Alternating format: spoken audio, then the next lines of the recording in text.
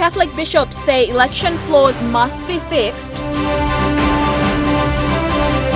Calls for SIM registration deadline to be extended. And Lay family fighting to get back home and land.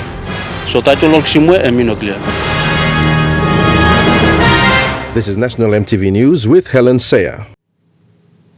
Good evening and thanks for joining us for Friday's news. It marks the end of an era. The Fuzzy Wuzzy Angel, who was an icon of the Anzac legend, has passed on at the age of 91.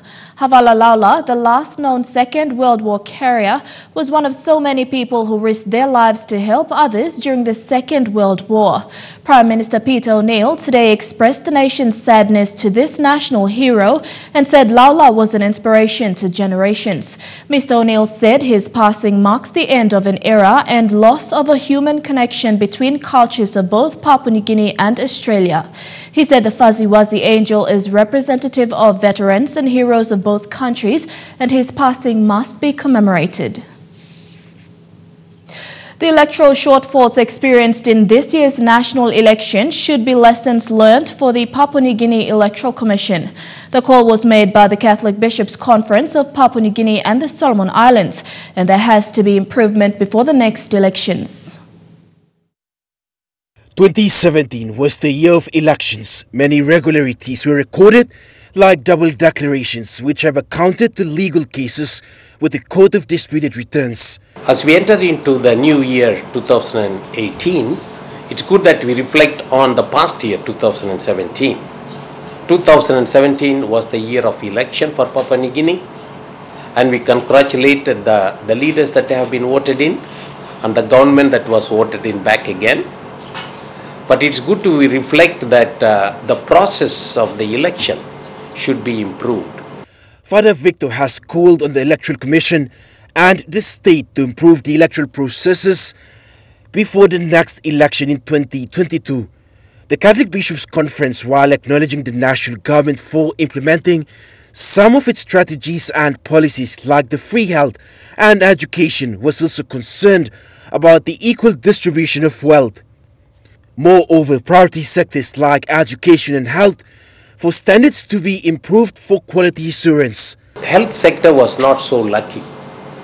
The Christian health workers in Papua New Guinea have not been paid for the past 4 months. Even as I am talking now, they have not been paid yet. They have been given the check, but when they went to the bank, they were not able to cash it because they need to have the right documents, meaning there is no money. So it is good that the government takes care of these people who are really giving the services to the people in the rural areas. On the country's economic status, Father Victor says the national government must tell the truth and work to improve the foreign currency. This is because of pinch of economic crisis can be felt. We have been crying, we have been hearing the cries of business sector and government sector and also the people that there is no money with the government or there is a shortfall of foreign currency. So the building sector or the business sector has been worried about the shortfall of the foreign currency, and the government had promised in the 100 days that they would solve that or they make it easier, but that has not come through. So I call on the government that they should take necessary steps to ease the situation of money and foreign currency. The 2018 APEC Summit will bring more opportunities and benefits for the country.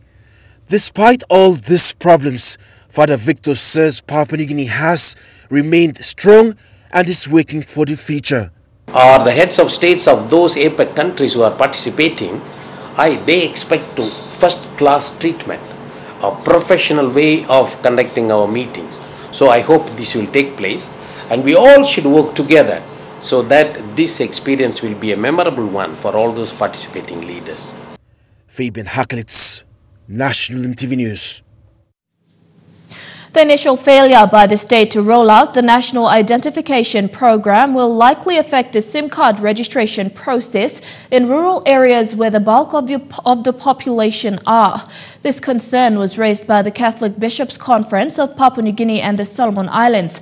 General Secretary Father Victor Roche says most people in rural areas do not have proper identification documents, and the NID would have been a huge help to the SIM card registration process. Millions of our rural people will be caught by surprise by the deactivation process to be effected by NICTA next Monday, January 1st, 2018. The lack of broader consultation and awareness on the SIM card registration and regulation will affect thousands or millions of phone users in rural areas. General Secretary Father Victor Roche says most users are subscribers to the digital network who have connected most to the outside world since the inception of mobile communication in the country. Problem with this SIM registration. So I call upon the government to put the deadline little later, maybe 3 or 4 months later, so that they can work together and make sure that these ID cards or NID should be in place, and the expectations of NICTA should be easier on these people who have the SIM cards. They should be strict with the SIM card companies, whether it is Telecom or B-Mobile or Vodafone or Digicel. They should, from now on, they should have the SIM cards registered properly from now on, and they should be following the strict procedures. Concerns raised by the Catholic Bishops' Conference comes after Boundo Francis, a lawyer who has taken a keen interest on human rights, filed an urgent application on human rights grounds on the SIM card registration deadline with the Waigani National Court. NICTA and state to reconsider their position, to make the entire process voluntary, optional or flexible, meaning that there must not and ever be a deadline given to anyone. Francis said citizens must not be deprived their basic human rights, which is a preamble to the PNG Constitution, and the mandatory process must be relaxed. A citizen was also concerned the SIM card registration exercise is in violation to basic human rights, especially for those living with disabilities. Looking at the people who are disabled, not able to walk to the nearby stall to do their registration. How can we strategize? How can we go to this very needy people to do their SIM registration? But Father Victor maintains the decision to deactivate unregistered SIM cards by January 1st, 2018 was rushed and is unfair and unjust, especially for the bulk of the population or subscribers in rural areas. The extension is to allow them to register their SIM cards. He has called on the state and regulator NICTA to extend the SIM registration deadline. I call upon them to extend this deadline so that the people can come together and get their SIM cards registered, and let us not put too much of struggle on these ordinary people. The people in the cities, they can get it done, but what about the people in the villages, in the rural areas? And it is said that if the deadline passes, then they have to pay big money or their SIM cards will be cancelled. And I hope there will be better wisdom prevailing in it. In the meantime, NICTA has been asked to properly address the SIM card registration process and the measures and strategies in place to address this concern. Fabian Hakalitz, National EMTV News. A family in Lae is battling the title of their property in court after sold to a new buyer by the third party. Ruben Penu was told his father's property was sold whilst waiting for a title replacement. The family home was pulled down last week. This is one of the recent string of evictions in Lae City. This property is located in Lae's 7th Street area. Last week Friday, the house was pulled down by the new buyer who bought the house from a person believed to be the son of a former MP who claimed to have the title to the house. According to records released by the Lands Office, the property is entitled to Penu Nangon, a long-time resident who was working with the Works Department. Penu Nangon's son Ruben and his wife Helen are now fighting for the property. Last month too, Miguelo lands and physical planning also Emilio. Me give them not also me black outstanding stuff yet, but 1,250. Same I was still some money lapun manet. So title simwe Emino clear. Mr. Nangon was an officer with the Works Department who later obtained the title after meeting necessary requirements. Mr. Nangon, however, misplaced the original copy of the title. Ruben Penu applied for a title replacement, meeting all costs, but has not yet been given a copy of the title.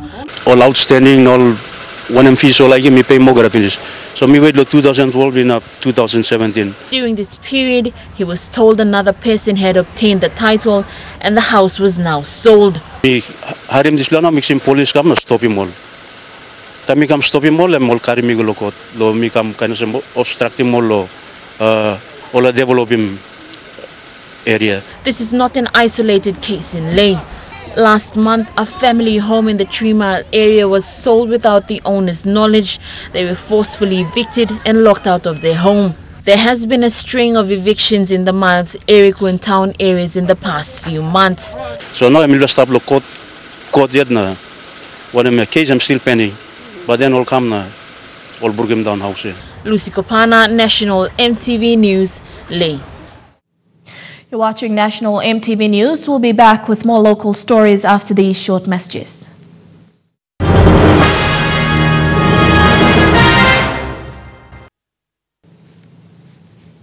Welcome back.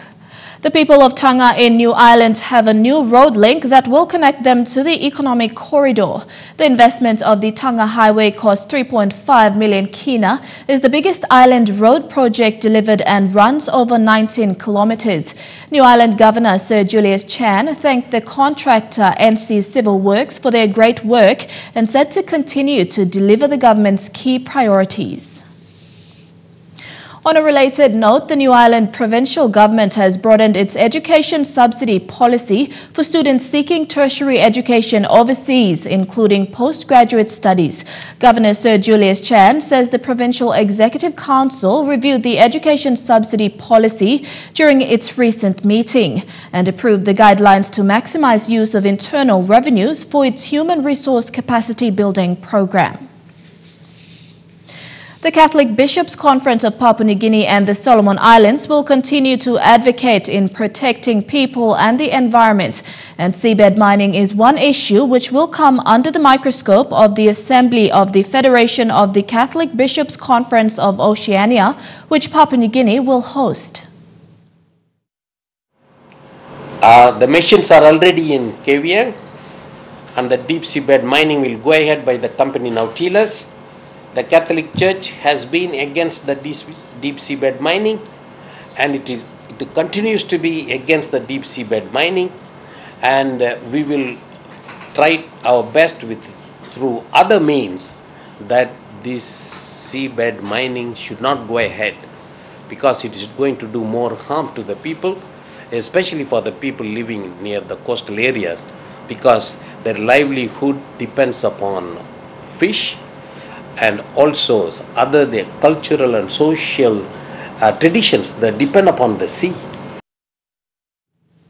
The Bougainville Police Service will be in full swing at the New Year's special operation which begins tonight. Chief of the Bougainville Police Service, Francis Takura, told EMTV News from Buka, police will help to maintain law and order for a peaceful New Year celebration. Meanwhile, it was a peaceful Christmas in the autonomous region of Bougainville.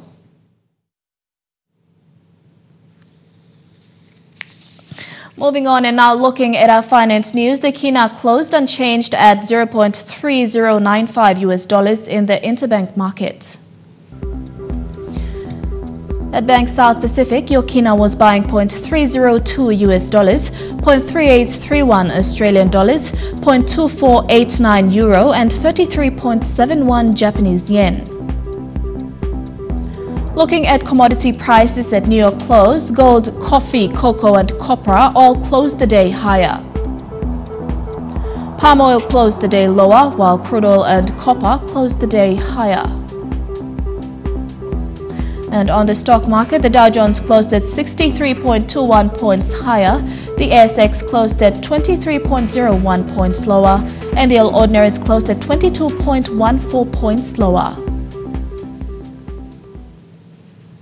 Stories making headlines overseas when we come back. Stay tuned.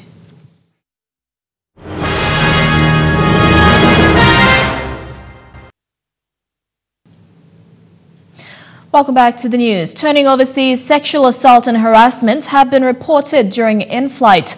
However, airline operators' zero tolerance applies if this type of behavior remains, and passengers have been advised to report it to the cabin crew.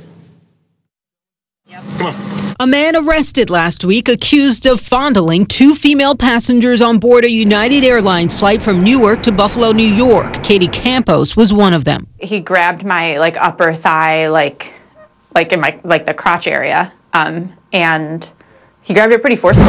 A police report says that the man told the other woman he would like to kiss her. When she declined, he started stroking her leg. The man now charged with disorderly conduct. United Airlines told CNN, "We have zero tolerance for this type of behavior," and our pilot requested that local law enforcement meet the aircraft on arrival. Not enough for Campos, who tweeted, "Do better, United Airlines." She says the flight attendant did not offer her to switch seats. She had to demand it. She was then placed directly behind the harasser. The airline says because there were few empty seats, the touching continued. At the end of the day, they didn't protect my safety or those around me, and I don't think that that's a good excuse. Like Campos, these three women tell CNN they were sexually harassed or assaulted on commercial flights, and all of them complained the flight crew did little or nothing to help. He grabbed my arm and my side right under my left breast, or right next to my left breast. Ayana Hart was on a Delta flight from Los Angeles to Denver in May. She says the flight attendant was of no help. The flight attendant said, "Oh, don't worry about him. He flies with us all the time. He's Delta Platinum." Hart has a pending lawsuit against Delta for failing to intervene and continuing to serve him alcohol. The airline would not comment on this case, citing pending litigation, but said it takes these incidents seriously and with law enforcement investigates them. I was dozing off when I felt a hand in my crotch and realized that the man next to me was grabbing my crotch. Allison DeVladze filed a complaint with Delta after her flight from Seattle to Amsterdam. There was not a clear procedure for what they should do. They asked me what I wanted them to do. A month later, she received an email saying it's not fair when one person's behavior affects another, and as a goodwill gesture, offered her 10,000 miles. If somebody reports a crime to an airline, that it should be flagged. It should not be treated as if it's lost luggage. The airline told CNN, "We continue to be disheartened by the events Ms. DeVladze described."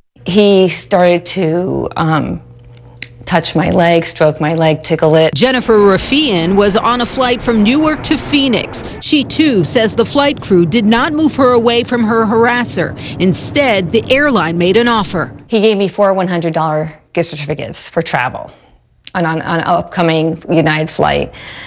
And he refused to let me talk to a manager. But shortly after a news article about her ordeal was published, United management called to, in their words, check on her. This message is for Ms. Jennifer Rafian. This is calling from United Airlines executive offices.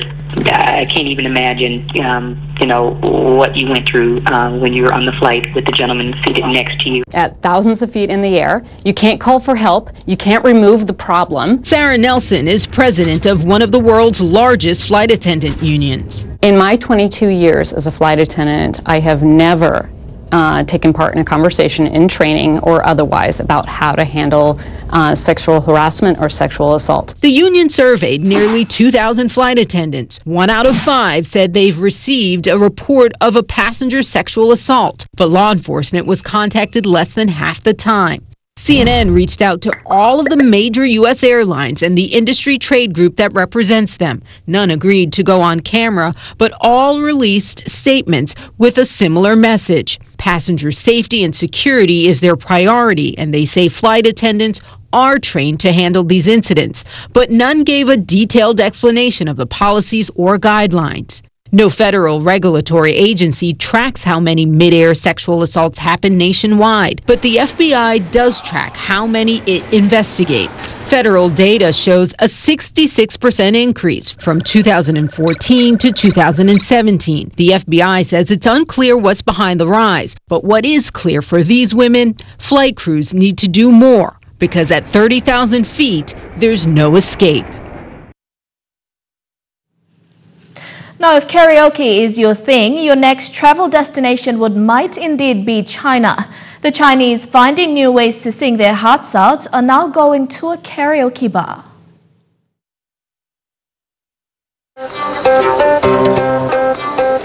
This is a new way to karaoke in China. These tiny karaoke booths are popping up all over Beijing. Karaoke fans like their convenience and their privacy. Usually karaoke in China involves booking a room, gathering a few friends, having a night out. But these offer the chance to unlock your inner diva in the privacy of your own booth. You scan in using WeChat, China's most popular messaging app. Singing for 15 minutes will set you back about $4. The instructions are all in Chinese, but there are plenty of English songs. I want something that's not too high, not too low. Once you pick one, you've also got a few mic options. Call me maybe. Ooh, stereo. And this is crazy, but here's my number, so call me maybe. For those who want to break into karaoke anytime, anywhere, there's this. The two-sing mic, hugely popular in China and Hong Kong, and this is the man who invented it. Yo Guangguo, thank you so much for being here with us. What inspired you to invent this mic? We used to really like listening to music on the Walkman. One day we thought, could we combine karaoke with the functionality of a Walkman to make a portable singing device? To sing is half microphone, half speaker. It connects to smartphones through Bluetooth. Pull up a song on a karaoke app and you're good to go. Just a small town girl. Like the booths, to sing lets you karaoke in solitude. But for extroverts, the mics are also a way to take your singing out to the streets. The latest version of the Karaoke To Go machine cost about $100. Our fans like the fact that they can sing anytime, anywhere. You can sing on the streets, you can sing in bed, you can sing in a public space, like this. And if solo karaoke gets a bit lonely, now, what does the Saudi crowned prince have to do with the world's most expensive home? He's got everything from a boat to the latest technology and an ideal location just outside Paris. No one is really certain of who owns the building. It's known as the world's most expensive house, but you'd think that if you had spent $300 million on a place to stay, you'd at least want to visit it. Yet this high-tech recreation of a 17th century French chateau just outside Paris is described by the locals as a ghost house.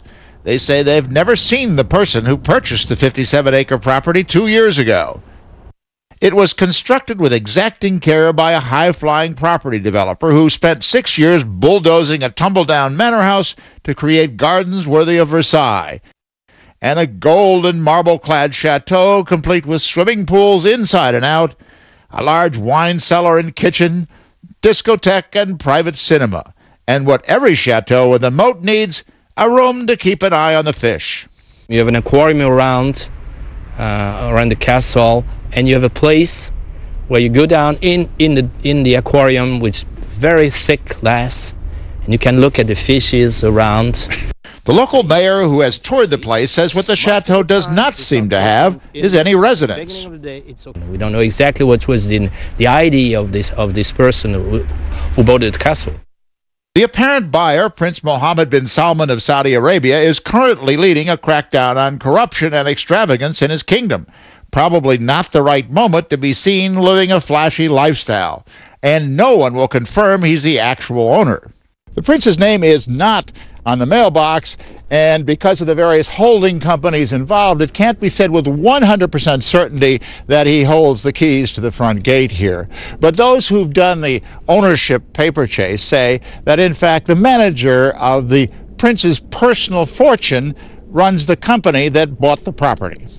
The local letter carrier has never seen the prince's name on any mail, just the names of corporations. But it's not like there's no one inside the vast estate. Hello? Oui, hello, madame. People are getting paid to watch over the place. Nous sommes l'équipe de télévision de CNN, although they aren't exceptionally welcoming to television crews. Non, c'est pas possible, désolé. C'est pas possible. Eh ben, mais, madame? So I guess we're not going to get in. The neighbors, who've looked on as the property was transformed and renamed the Chateau Louis XIV after the extravagant French king who built Versailles, think the whole thing, like Versailles, is a bit over the top. Complètement extravagant, complètement, ouais, complètement. For his part, the mayor compares Chateau Louis XIV to the copies of other well-known French icons in Las Vegas. But he does see one advantage to the chateau. Whether or not the prince or anyone else ever does inhabit the place on a regular basis, in a town of 7,000, it'll be a nice boost to the property tax base. A former U.S. Marine is accused of plotting an attack during this holiday season. He told an undercover FBI investigator he wanted to show his support for ISIS.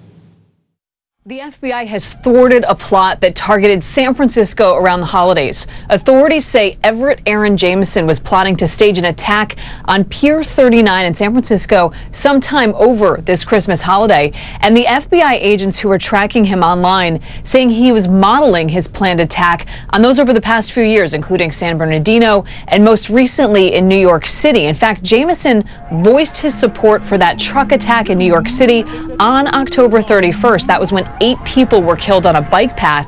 And then the complaint says Jameson recently became a tow truck driver in his hometown of Modesto, California, leading to concerns that he could attempt that exact same type of attack that we saw in New York City. Now, the criminal complaint also details the letter that authorities found inside his home under a search warrant this week. The letter said things like, "You all brought this upon yourselves," and "You've allowed Donald J. Trump to give away Al-Quds to the Jews." That's a reference to Jerusalem. Also, he said, "We have penetrated and infiltrated your disgusting country." Now, top officials here in the U.S. have been warning as recently as last month about this danger of a possible uptick in ISIS-inspired attacks right here in the U.S., especially with the collapse of the Islamic State's caliphate. The FBI did a search of Jameson's home in Modesto, California. That's just 90 miles from San Francisco, and they found firearms, empty magazines, ammunition, and fireworks. Jameson is now in custody. True Guy Sports is next. Don't go away.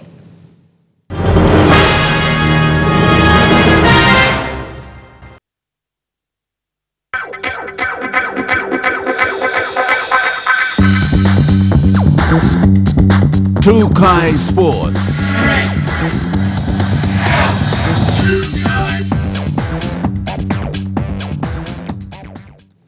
Welcome to True Guy Sports. To Rugby Sevens, the 2018 calendar of the tournaments for PNG Pukpuks will begin with the HSBC Sydney Sevens, which kicks off from January 26 to 28. PNG Pukpuks are undergoing intensive training and they are the 16th of 17 teams competing in the tournament. The PNG Pukpuks look set for the next big task, currently going the extra yards in training despite the festive season holidays. Mainly doing gym work with the high performance guys at the HPTC, and just recently after the school holidays, POMIS allowed us to use the oval. Backing up from a great effort in the 2017 Oceania Rugby Sevens Championship in Suva, Fiji, where the team finished 5th, Coach Douglas Guys looks ahead with confidence. Most of the squad has been retained from the previous campaign and the 2016-17 sevens calendar season in PNG, and just a couple of additions. No overseas talent in the mix, with most of the squad retained from the recent tour, and a couple of new faces, adding depth to the side's speed and agility. old heads in. We got a captain, Henry Kalua, Arthur Clement leading the boys, and just a couple of new additions over the last 12 months. Patrick Tatut from Manus, yes, the Aroma boys, Freddie Rover and Gairo Kapana, they've really developed well over the last 6 months, and they've really cemented the spot in the squad and really doing well. Yeah. The players from the outside centres have commenced training and will meet up with the Port Moresby-based squad to head into camp before the team departs for Sydney next month. We just have to deal with the cards we're dealt.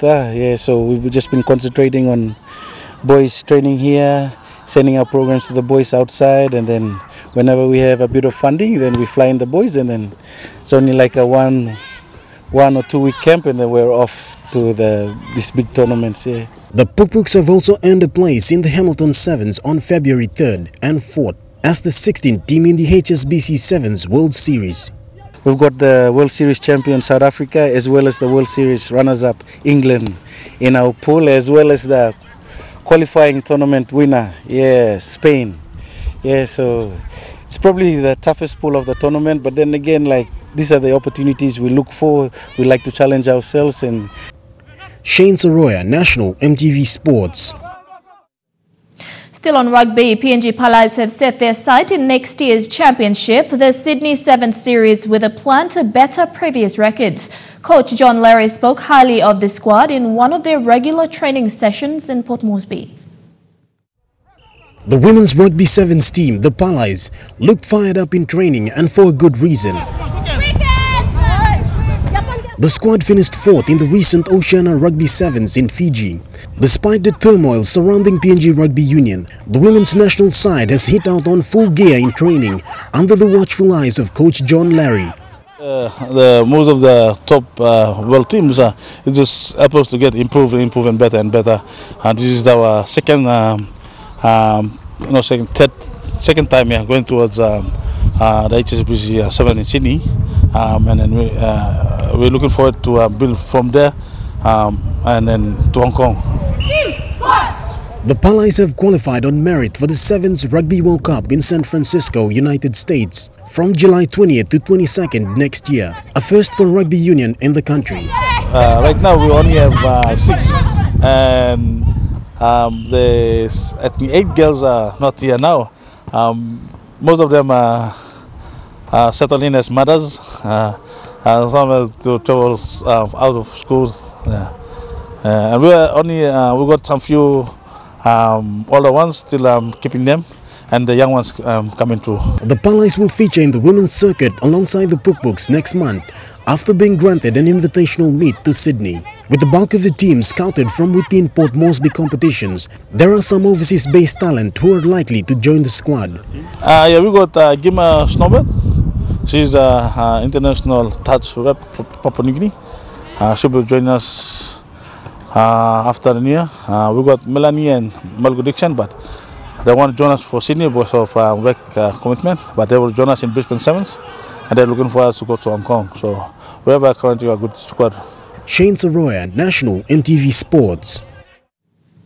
And to some off-season games, the Tokara Christmas Games in Port Moresby continued with their washout matches today. It was do or die, with winners proceeding to the finals playoff. The final was set to be held on Sunday, but with many teams taking part, this may prolong into the new year. But unfortunately, we still have 56 teams, so we are trying our best to push all the teams, clubs into the games to take part in the washout games so that we can rotate quickly for the finals on the New Year's Eve. The competition has been running smoothly with no major hiccups. Everything is okay here. The competition is running very nicely in here, Tokara.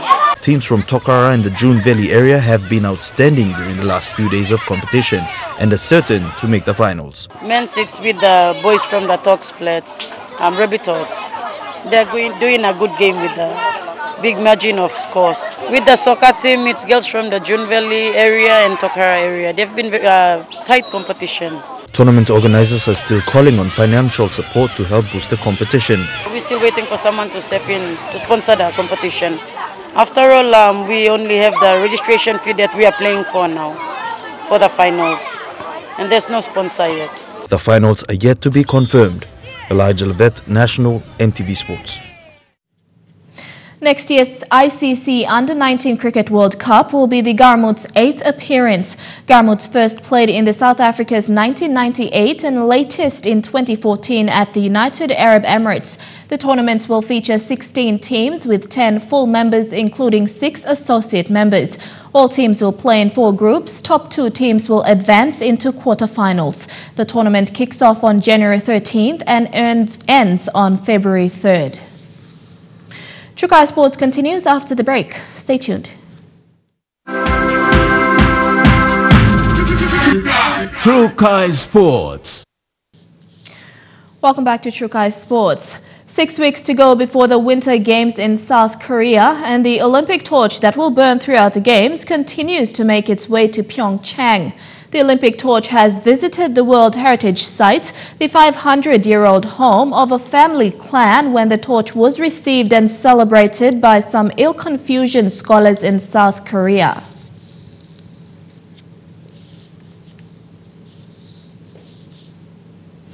The $2 million World Chess Championships are underway in Saudi Arabia. It's fair to say chess itself is actually taking a back seat to the ongoing debate focused on women's rights in the country. This comes after 7 Israeli competitors were actually refused visas. It comes as two-time world champion Anna Muzyczuk, along with her sister, refused to take part in the event due to the way in which she says the kingdom treats women as secondary creatures. The Ukrainian saying she'll boycott the tournament just on principle, despite the fact Saudi Arabia agreed to relax the dress code for the event, allowing women to wear high-necked white blouses rather than an abaya, which is the loose-fitting overgarment that women have to wear in public. And that ends Trukai Sports. The weather details up next. Trukai Sports.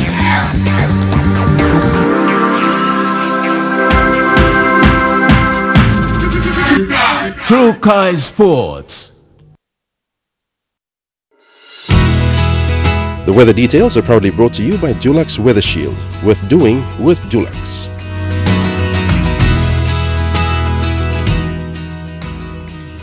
Weather forecast in the southern region: rain showers in Daru and showers in Popondita.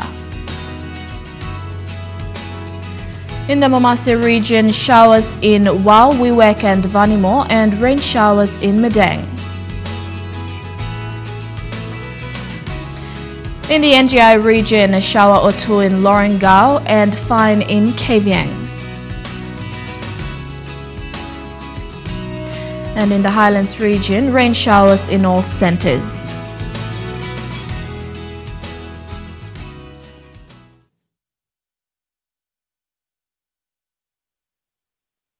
The weather details are proudly brought to you by Dulux Weather Shield. Worth doing with Dulux. Before we go, a look at our top stories for tonight. Catholic bishops say election flaws must be fixed. Calls for SIM registration deadline to be extended, and lay family fighting to get back home and land. And that's it for today, Friday the 29th of December 2017. 2 days from New Year. I'm Helen Seah. Safe weekend and good night.